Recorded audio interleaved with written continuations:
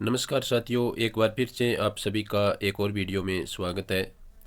तो साथियों, आज के वीडियो में हम रीट पात्रता परीक्षा में थर्ड शिफ्ट में जो आपके एसएसटी के जो 60 क्वेश्चन पूछे गए थे, उन क्वेश्चंस का ऑफिशियल आंसर के आधार पर यहाँ पर सॉल्यूशन देखेंगे। तो आपने यदि अपना पेपर है वो नहीं मिलाया है तो आप इन क्वेश्चंस के आंसर दे करके अपना पेपर मिलान कर सकते हैं। तो आइए शुरुआत करते हैं आज के वीडियो की और देखते हैं सेकंड लेवल के लिए थर्ड शिफ्ट में एसएसटी के जो 60 क्वेश्चन पूछे गए थे उन सभी के ऑफिशियल आंसर के आधार पर आंसर। तो साथियों, पहला क्वेश्चन है थर्ड शिफ्ट में एसएसटी के लिए जो पूछा गया था। तो ये पूछा गया था, जनगणना 2011 के अनुसार राजस्थान में पुरुष साक्षरता दर थी। तो साथियों, इस क्वेश्चन का राइट आंसर होगा 79.2 यानी 79.2 है वो राजस्थान की पुरुष साक्षरता दर है जनगणना 2011 के अनुसार। नेक्स्ट क्वेश्चन है, चोल युगी ने कलिंग घटुपुराणी नामक ग्रंथ है वो किसने लिखा था। तो कलिंग घटुपुराणी नामक ग्रंथ के जो लेखक है साथियों, वो माने गए हैं ऑफिशियल आंसर के अनुसार जय गोंदार। ये जो सी ऑप्शन में लिखा है जय गोंदार, ये है वो इसे कलिंग घटुपुराणी ग्रंथ के लेखक हैं। नेक्स्ट क्वेश्चन है, 5E अनुदेशात्मक प्रतिरूप का प्रवर्तन रोजर बायबी द्वारा किया गया। तो खालिस्तान के लिए किया गया, यानी ये किसके लिए इनके द्वारा है वो 5E अनुदेशात्मक प्रतिरूप का प्रवर्तन है वो किया गया था। तो साथियों, ये किया गया था आपके रचनात्मकवाद के लिए। तो बी ऑप्शन में यहाँ पर जो रचनात्मकवाद लिखा है ये आपका राइट आंसर है वो ऑफिशियल आंसर की में माना गया है। नेक्स्ट क्वेश्चन देखिए साथियों, राष्ट्रीय पाठ्यचर्या की रूपरेखा यानी एनसीएफ 2005 सामाजिक विज्ञान शिक्षण में किस पर जोर देती है। तो साथियों, एनसीएफ से संबंधित क्वेश्चन हर बार पूछे जाते हैं क्योंकि ये सिलेबस में लगता है। तो ऐसा ही कुछ क्वेश्चन है वो पिछली पात्रता परीक्षा में भी पूछा गया था। तो साथियों, इस क्वेश्चन का आंसर होगा आपके ज्ञान को विद्यालय के बाहर के जीवन से जोड़ने पर है वो इसमें जोर दिया जाता है। तो ये वाला ऑप्शन आपका यहाँ पर राइट आंसर माना गया है। नेक्स्ट क्वेश्चन देखिए साथियों, भूमध्य रेखा पर दो देशांतर रेखाओं के मध्य की दूरी है। तो साथियों, भूमध्य रेखा पर दो देशांतर रेखाओं के मध्य की दूरी है तो वो है 111 किमी। ये क्वेश्चन काफ़ी बार है वो अन्य एग्जाम्स में भी पूछा जा चुका है, तो एक बार फिर से यहाँ पर ये क्वेश्चन रिपीट हुआ था। तो भूमध्य रेखाओं पर दो देशांतर रेखाओं के बीच की दूरी 111 किलोमीटर है वो मानी जाती है। राजस्थान में सीमेंट उद्योग के लिए सर्वाधिक अनुकूल परिस्थितियां पाई जाती हैं। तो कौन से जिले में पाई जाती है ये आपसे यहाँ पर पूछा गया है। तो साथियों, इस क्वेश्चन का राइट आंसर माना गया है चित्तौड़गढ़ में है वो सीमेंट उद्योग के लिए सर्वाधिक अनुकूल परिस्थितियां पाई जाती है। नेक्स्ट क्वेश्चन देखिए, ब्रिटिश काल में बंगाल आर्मी की पौधशाला किस स्थान को कहा जाता था। तो साथियों, ये कहा जाता था अवध को। तो इस क्वेश्चन का राइट आंसर माना गया है अवध। पृथ्वी का घनत्व है। तो साथियों, पृथ्वी का घनत्व 5.5 है वो ऑफिशियल आंसर की में इसका राइट आंसर माना गया है। नेक्स्ट क्वेश्चन की तरफ चलते हैं। तो नेक्स्ट क्वेश्चन यहाँ पर देखिए साथियों, 99 नंबर क्वेश्चन है, निम्नलिखित में से कौन सा केंद्रीय शैक्षिक प्रौद्योगिकी संस्थान का कार्य नहीं है वो आपको यहाँ पर पूछा गया था। तो साथियों, इस क्वेश्चन का जो राइट आंसर माना गया है वो माना गया है, मैं आपको यहाँ पर सीधे आंसर है वो बता रहा हूँ ताकि आप कम समय में अपना पेपर मिलान कर सकें। तो इसका राइट आंसर माना गया है साथियों ऑप्शन डी, भारत के राज्यों में शिक्षा मंत्रालय द्वारा स्थापित राज्य शैक्षिक प्रौद्योगिकी संस्थानों के शैक्षणिक और तकनीकी कार्यक्रमों एवं गतिविधियों की निगरानी करना। तो ये वाला ऑप्शन है वो इसका कार्य नहीं है। नेक्स्ट क्वेश्चन देखिए, जो काफ़ी बार पुराने पेपर्स में रिपीट हो चुका है, घूंघट, गुगड़ी, फूटी, बांद्रा, इमली और फतेह बुर्ज राजस्थान के किस दुर्ग से संबंधित है। तो साथियों, इस क्वेश्चन का राइट आंसर होगा आपका तारागढ़ अजमेर के दुर्ग से ये संबंधित है। तो तारागढ़ के नाम से दो दुर्ग है, तो ये तारागढ़ अजमेर वाले से ये संबंधित है। नेक्स्ट क्वेश्चन देखिए साथियों, नर नारायण तपस्या और गजेंद्र मोक्ष का दृश्य गुप्तकालीन किस मंदिर में दर्शाया गया है। तो साथियों, इस क्वेश्चन का राइट आंसर होगा देवगढ़ का दशावतार मंदिर। ए ऑप्शन में जो लिखा है देवगढ़ का दशावतार मंदिर, ये आपका राइट आंसर है वो हो जाएगा। नेक्स्ट क्वेश्चन देखिए, और उससे पहले आपको एक महत्वपूर्ण सूचना कि अपने चैनल पर हम हिंदी व्याकरण से संबंधित पुराने प्रश्न पत्रों का सॉल्यूशन है वो लगातार कर रहे हैं। तो आप हिंदी व्याकरण से संबंधित पुराने पेपरों को यदि देखना चाहते हैं तो अपने चैनल से लगातार जुड़ें, और यहाँ पर आपको लगातार है वो आने वाली प्रतियोगी परीक्षाओं में जहाँ पर हिंदी व्याकरण लगता है उसके लिए आपको हिंदी व्याकरण की है वो अच्छे तरीके से उन प्रश्नों की व्याख्या के साथ आपको तैयारी करवाई जा रही है। तो आप चैनल से लगातार जुड़े रहें। 102 नंबर क्वेश्चन देखिए साथियों, अरावली पर्वतमाला की दिशा है। ये क्वेश्चन भी रिपीट हुआ है। तो साथियों अरावली पर्वतमाला की जो दिशा है वो है दक्षिण पश्चिम से लेकर के उत्तर पूर्व की तरफ। अरावली पर्वतमाला की दिशा है दक्षिण पश्चिम से लेकर के उत्तर पूर्व की तरफ, यानी जो अपने राजस्थान का नक्शा अपने इस प्रकार से मानते हैं तो इसकी है वो इस प्रकार से है वो अरावली की स्थिति मानी जाती है। तो दक्षिण पश्चिम से लेकर के उत्तर पूर्व की ओर है वो अरावली की दिशा है। नेक्स्ट क्वेश्चन है साथियों, गांधी इरविन समझौता कब हुआ? ये भी रिपीटेड क्वेश्चन है और काफ़ी बार रिपीट हो चुका है। तो साथियों गांधी इरविन समझौता है वो 1931 में हुआ था। गांधी इरविन समझौता कब हुआ था? 1931 में। नेक्स्ट क्वेश्चन देखिए, श्रावक प्रतिक्रमण सूत्र चूर्णी नामक चित्रित ग्रंथ का संबंध किस चित्रकला शैली से है? तो साथियों इसका संबंध है आपके मेवाड़ शैली से। तो ये वाला ऑप्शन आपका राइट आंसर हो जाएगा। नेक्स्ट क्वेश्चन देखिए, भारतीय संविधान के किस अनुच्छेद के अंतर्गत राष्ट्रपति को सहायता एवं सलाह हेतु प्रधानमंत्री के नेतृत्व में मंत्री परिषद का प्रावधान है? तो साथियों इस क्वेश्चन का राइट आंसर होगा 74(1) के तहत, अनुच्छेद 74(1) के तहत है वो राष्ट्रपति को सलाह एवं सहायता हेतु प्रधानमंत्री के नेतृत्व में मंत्री परिषद का प्रावधान किया गया है। नेक्स्ट क्वेश्चन देखिए, सिंधु घाटी सभ्यता के बारे में निम्नलिखित कथनों पर विचार कीजिए। तो साथियों इसमें आपको बताना है कि कौन से कथन सही है, इस प्रकार से ये आपको पूछा गया है। तो साथियों इस क्वेश्चन में जो आपका राइट आंसर होने वाला है वो है, इस सभ्यता में हड़प्पा सबसे पहले खोजा गया स्थल था। तो ये एकमात्र कथन आपका यहाँ पर राइट आंसर माना गया है। तो इसके अनुसार आपका सी ऑप्शन में जो लिखा है केवल एक, ये वाला ऑप्शन आपका राइट आंसर हो जाएगा। नेक्स्ट क्वेश्चन है साथियों, शांत कटिबंध स्थित है। तो साथियों शांत कटिबंध है वो भूमध्य रेखा के उत्तर और दक्षिण में स्थित है। तो ए ऑप्शन यहाँ पर राइट आंसर हो जाएगा। शांत कटिबंध कहाँ पर स्थित है? भूमध्य रेखा के उत्तर और दक्षिण में। नेक्स्ट क्वेश्चन देखिए, बेणेश्वर धाम स्थित है। ये क्वेश्चन भी काफ़ी बार राजस्थान जीके के अंतर्गत है वो रिपीट हो चुका है। तो साथियों बेणेश्वर धाम कहाँ पर स्थित है? तो ये स्थित है सोम, माही और जाखम, यानी यहाँ पर लिखा है माही, सोम व जाखम के संगम पर। तो ये वाला ऑप्शन आपका राइट आंसर माना गया है। नेक्स्ट क्वेश्चन देखिए साथियों, यहाँ पर एक तरफ आपको महाजनपद दिया गया है और एक तरफ नगर दिया गया है। तो यहाँ पर आपको बताना है कि कौन सा सुमेलित नहीं है। तो देखिए साथियों यहाँ पर अस्मक, कांपिल्य, सूरसेन, मथुरा, कुरु, इंद्रप्रस्थ और चेदी, सुक्तिमती। तो साथियों यहाँ पर ए ऑप्शन में जो लिखा है अस्मक, कांपिल्य, ये वाला इसमें सुमेलित नहीं है, बाकी तीनों यहाँ पर सुमेलित है। तो इसमें जो ए ऑप्शन में यहाँ पर लिखा है अस्मक, कांपिल्य, हो सकता है आपके पास अन्य सीरीज का पेपर है तो ये और अलग ऑप्शन में भी हो सकता है, लेकिन इसका राइट आंसर है अस्मक, कांपिल्य वाला होगा। ये जो अपने कर रहे हैं ये डी सीरीज का पेपर है साथियों। प्रधानमंत्री कौशल विकास योजना कब प्रारंभ की गई थी? तो साथियों ये योजना प्रारंभ की गई थी 2015 में। कब प्रारंभ की गई थी? प्रधानमंत्री कौशल विकास योजना 2015 में प्रारंभ की गई थी।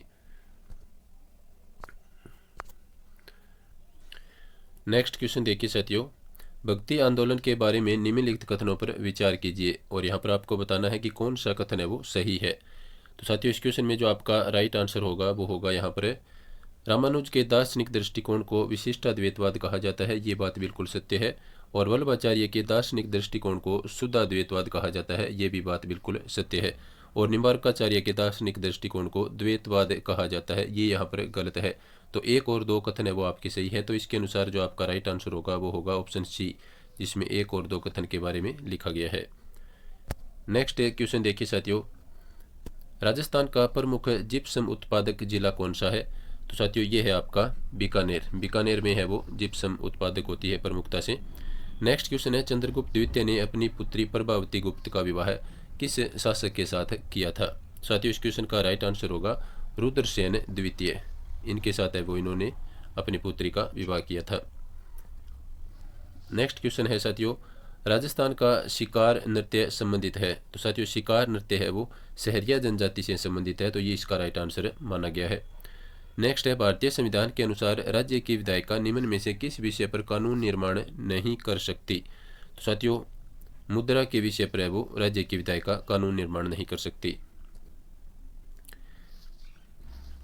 नेक्स्ट क्वेश्चन देखिए 116 नंबर क्वेश्चन, खिलौना आधारित अधिगम की कौन सी विशेषता नहीं है वो आपको बताना है।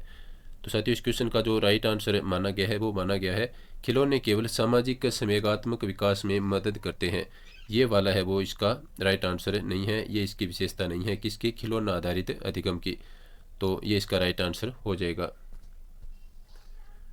नेक्स्ट क्वेश्चन है सुलह ए कुल की नीति को किस मुगल शासक ने लागू की थी। तो साथियों इसको लागू करने वाले मुगल शासक थे अकबर। सुलह ए कुल की नीति को किसने लागू किया था, अकबर ने।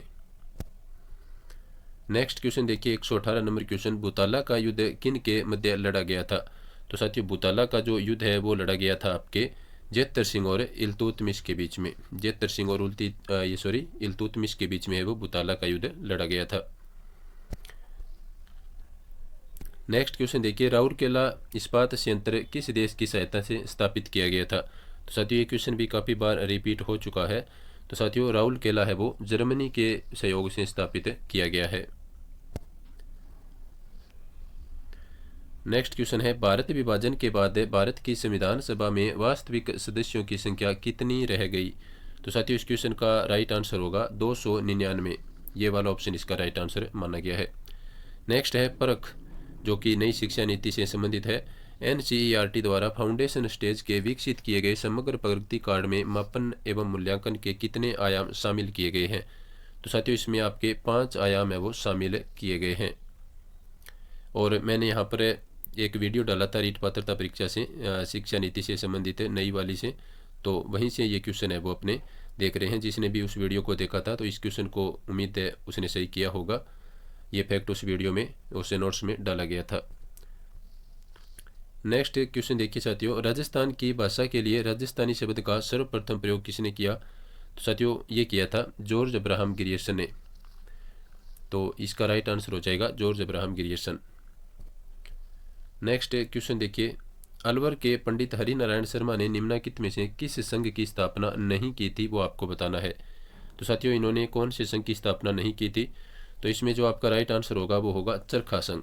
चरखा संघ की स्थापना है वो पंडित हरिनारायण शर्मा के द्वारा नहीं की गई थी। इन्होंने स्पृश्यता निवारण संघ बनाया था और वाल्मीकि संघ बनाया था और आदिवासी संघ बनाया था। नेक्स्ट क्वेश्चन देखिए अनुच्छेद 137 के अनुसार उच्चतम न्यायालय के निर्णय की समीक्षा करने का अधिकार निम्न में से किसको है। तो साथियों इस क्वेश्चन का राइट आंसर होगा उच्चतम न्यायालय को ही इसका अधिकार है। तो 124 नंबर क्वेश्चन में आपका राइट आंसर होगा उच्चतम न्यायालय। नेक्स्ट क्वेश्चन देखिए एकम सत्य विप्रा बहुधा वदंती सूक्त किस वेद में सम्मिलित है। तो साथियों इसका राइट आंसर माना गया है ऋग्वेद। ये वाला ऋग्वेद वाला ऑप्शन आपका राइट आंसर माना गया है। प्रशांत महासागर में कौन सी धारा स्थित है। तो साथियों प्रशांत महासागर से संबंधित जो धारा है वो है अलास्का की धारा। नेक्स्ट क्वेश्चन की तरफ अपने चलते हैं। 127 नंबर क्वेश्चन में देखिए 91वें संविधान संशोधन के बाद केंद्र में मंत्रिपरिषद के सदस्यों की संख्या लोकसभा के सदस्यों की कुल संख्या के कितने प्रतिशत हो सकती है। तो साथियों ये क्वेश्चन भी काफ़ी बार पूछा जा चुका है। तो इसमें आपका राइट आंसर होगा 15% के बराबर होनी चाहिए। मावठ है। तो साथियों मावठ क्या है। तो ये है आपकी मावठ है वो शीत ऋतु की वर्षा को क्या कहते हैं, मावठ कहते हैं। नेक्स्ट क्वेश्चन देखिए निम्नलिखित में से कौन सा सिद्धांत जैन धर्म का नहीं है, वो आपको बताना था। तो यहाँ पर जो आपका राइट आंसर होगा साथियों वो होगा प्रतीत्य समुत्पाद। ये है वो जैन धर्म से संबंधित नहीं है। नेक्स्ट क्वेश्चन है सहयोगात्मक अधिगम को लागू करने के प्रारंभिक चरण में इनमें से कौन सा एक महत्वपूर्ण कदम है। तो साथियों इस क्वेश्चन का राइट आंसर माना गया है आपका परियोजना का योजना। ये वाला जो सी ऑप्शन में जो लिखा है परियोजना का योजना, ये इसका राइट आंसर है वो माना गया है। नेक्स्ट क्वेश्चन देखिए 73वें संविधान संशोधन द्वारा पंचायती राज हेतु 11वीं अनुसूची में कितने विषय शामिल किए गए। तो साथियों ऐसा ही क्वेश्चन है वो सेकंड शिफ्ट में भी पूछा गया था। जिसने सेकंड शिफ्ट का पेपर देख करके और या उन बच्चों से डिस्कस करके पेपर दिया था अगली शिफ्ट में थर्ड शिफ्ट में, तो उसका ये क्वेश्चन सही हुआ होगा क्योंकि पेपर तो आपको नहीं दिए गए थे। तो इसमें जो साथियों आपका राइट आंसर होगा वो होगा इसमें 29 विषय वो शामिल किए गए हैं। नेक्स्ट क्वेश्चन है राजस्थान के किस किसान आंदोलन का नेतृत्व भोजी लंबरदार ने किया था। तो साथियों इस क्वेश्चन का राइट आंसर होगा भरतपुर किसान आंदोलन का नेतृत्व है वो भोजी लंबरदार ने किया था। नेक्स्ट है लोकसभा में अनुच्छेद 334 ए के अनुसार अनुसूचित जनजाति हेतु कितने स्थान आरक्षित है।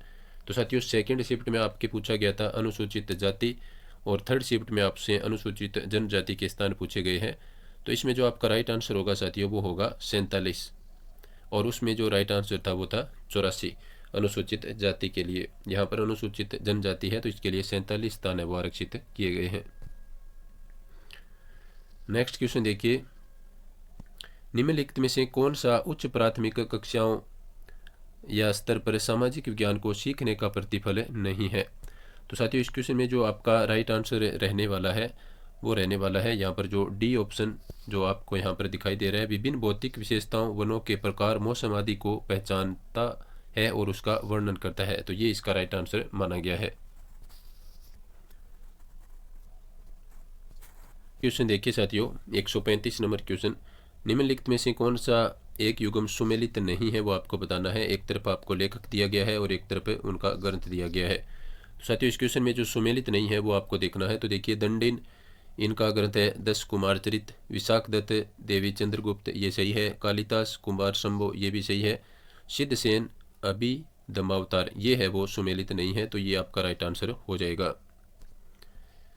नेक्स्ट क्वेश्चन देखिए, निम्नलिखित में से कौन सा पारिभाषिक शब्द QR कोड युक्त पाठ्य पुस्तकों के लिए प्रयुक्त होता है। तो साथियों इस क्वेश्चन का राइट आंसर माना गया है ऊर्जित पाठ्य पुस्तकें। ऊर्जित पाठ्य पुस्तकें हैं वो इसका राइट आंसर माना गया है। नेक्स्ट क्वेश्चन देखिए, सर्वाधिक विनाशकारी भूकंप तरंग है। तो साथियों इसका राइट आंसर होगा एल तरंग, ये है वो सर्वाधिक विनाशकारी तरंग मानी जाती है। नेक्स्ट देखिए, निम्न में से कौन सा मौलिक अधिकार बाल संरक्षण एवं बाल अधिकार की पूर्ति करता है। तो साथियों ये होगा शोषण के विरुद्ध अधिकार, इसका राइट आंसर हो जाएगा। नेक्स्ट देखिए, सामाजिक विज्ञान शिक्षण में अंतः विषयक दृष्टिकोण क्यों महत्वपूर्ण है। तो साथियों इस क्वेश्चन का राइट आंसर होगा ऐतिहासिक घटनाओं को भौगोलिक संदर्भों से जोड़ने के लिए, ये वाला ऑप्शन इसका राइट आंसर माना गया है। चलते हैं नेक्स्ट क्वेश्चन की तरफ और नेक्स्ट क्वेश्चन है भारत में शुष्क खेती की जाती है तो कितने सेंटीमीटर वर्षा तक भारत में शुष्क खेती की जाती है। तो साथियों इसका राइट आंसर माना गया है 75 सेमी से कम वार्षिक वर्षा वाले क्षेत्र में शुष्क खेती की जाती है। नेक्स्ट क्वेश्चन देखिए, गौतम बुद्ध ने प्रथम उपदेश है वो कहाँ दिया था। तो साथियों इन्होंने अपना प्रथम उपदेश दिया था सारनाथ में, ये वाला ऑप्शन इसका राइट आंसर हो जाएगा। नेक्स्ट क्वेश्चन देखिए, निम्नलिखित में से किस समिति की सिफारिश पर जयपुर को राजस्थान की राजधानी बनाया गया था। तो साथियों ये क्वेश्चन भी रिपीट हुआ है काफ़ी बार। तो इसमें जो आपका राइट आंसर होगा साथियों वो होगा पी सत्यनारायण राव समिति की सिफारिश पर है वो जयपुर को राजस्थान की राजधानी बनाया गया था। नेक्स्ट है सभी प्रकार के प्रकरणों तथा अधिगम अनुभवों को किस अनुप्रयोग के द्वारा उचित रूप से प्रदान किया जा सकता है। तो साथियों इस क्वेश्चन का राइट आंसर होगा स्रोत विधि के द्वारा। नेक्स्ट देखिए, भारतीय संसद द्वारा घरेलू हिंसा से महिला सुरक्षा कानून कब पारित किया गया। तो साथियों इस क्वेश्चन का राइट आंसर होगा 2005 में। निम्नलिखित में से किस संत का जन्म अहमदाबाद में हुआ। तो साथियों इस क्वेश्चन का राइट आंसर होगा दादू दयाल जी का जन्म है वो अहमदाबाद में हुआ था। नेक्स्ट क्वेश्चन है शिवालिक पर्वत श्रृंखला की पर्वत पदीय क्षेत्र में स्थित भाग कहलाता है। तो साथियों इस भाग को कहते हैं बाबर प्रदेश, ये वाला ऑप्शन इसका राइट आंसर हो जाएगा। नेक्स्ट देखिए, अशोक के किस शिलालेख में उसके सुदूर प्रदेशों में धम्म विजय का उल्लेख मिलता है। तो साथियों ये जो धम्म विजय से संबंधित इनका जो शिलालेख है ये काफ़ी महत्वपूर्ण है और बहुत बार ये पुराने पेपर्स में पूछा जा चुका है। तो ये धम्म विजय का जो उल्लेख मिलता है साथियों ये मिलता है 13वें शिलालेख में, अशोक के 13वें शिलालेख में धम्म विजय का उल्लेख मिलता है। नेक्स्ट क्वेश्चन है, एक तरफ आपको रियासत दी गई है और एक तरफ 1857 की क्रांति के समय रियासती शासक दिए गए हैं। तो इसमें आपको बताना है कि कौन सा सुमेलित नहीं है। तो साथियों इस क्वेश्चन में जो आपका राइट आंसर होगा वो देखते हैं कौन सा है। बीकानेर सरदार सिंह ये बिल्कुल सही है, जोधपुर तख्त सिंह ये भी सही है, प्रतापगढ़ दलपत सिंह, झालावाड़ उदय सिंह ये वाला आपका सुमेलित नहीं है। तो झालावाड़ के सामने उदय सिंह लिखा है, ये इसमें सुमेलित नहीं है। तो ये वाला ऑप्शन आपका राइट आंसर माना गया है। नेक्स्ट क्वेश्चन है, भारत के 61वें संविधान संशोधन द्वारा निम्नलिखित में से कौन सा संशोधन किया गया था। तो साथियों यहाँ पर देखिए ये क्वेश्चन घुमा फिरा करके काफ़ी बार पूछा जा चुका है। पिछली रीट पात्रता परीक्षा में भी ये क्वेश्चन पूछा गया था इसी प्रकार से, और इस बार भी ये दोनों शिफ्टों में पूछा जा चुका है। पिछली जो सेकंड शिफ्ट भी थी उसमें आपको एक तरफ दिया गया था प्रश्न, यहाँ पर जो उत्तर है उसको प्रश्न के रूप में लिया गया था, तो यहाँ पर उस उत्तर को प्रश्न के रूप में लिया गया है। तो साथियों इसमें 61वें संविधान संशोधन में आपके मताधिकार की आयु है वो 21 से 18 वर्ष है वो की गई थी। तो 61वां संविधान संशोधन काफ़ी महत्वपूर्ण है। नेक्स्ट क्वेश्चन देखिए साथियों, मौर्य काल के प्रशासन के बारे में निम्नलिखित कथनों पर विचार कीजिए। तो साथियों इस क्वेश्चन में जो आपका राइट आंसर कौन सा होगा, यहाँ पर आपको सही कथन है वो बताना है। तो साथियों यहाँ पर जो आपका राइट आंसर होगा, तो देखिए कुशीलन का संबंध मंत्रालय से था, यह आपका गलत है। 100 ग्रामों की इकाई को स्थानीय कहा जाता था, और सन्निदाता राज्य का कोषाध्यक्ष था, तो ये वाला ऑप्शन आपका यहाँ पर राइट माना गया है। तो इसके अनुसार आपका आंसर होगा केवल 3 नंबर ऑप्शन यहाँ पर सही है। तो साथियों ये था सेकंड लेवल के लिए थर्ड शिफ्ट में एसएसटी के 60 क्वेश्चनों का ऑफिशियल आंसर के आधार पर आपने पेपर मिलान जो किया है उसका सॉल्यूशन। तो वीडियो देखने के लिए सभी साथियों का धन्यवाद। नमस्कार।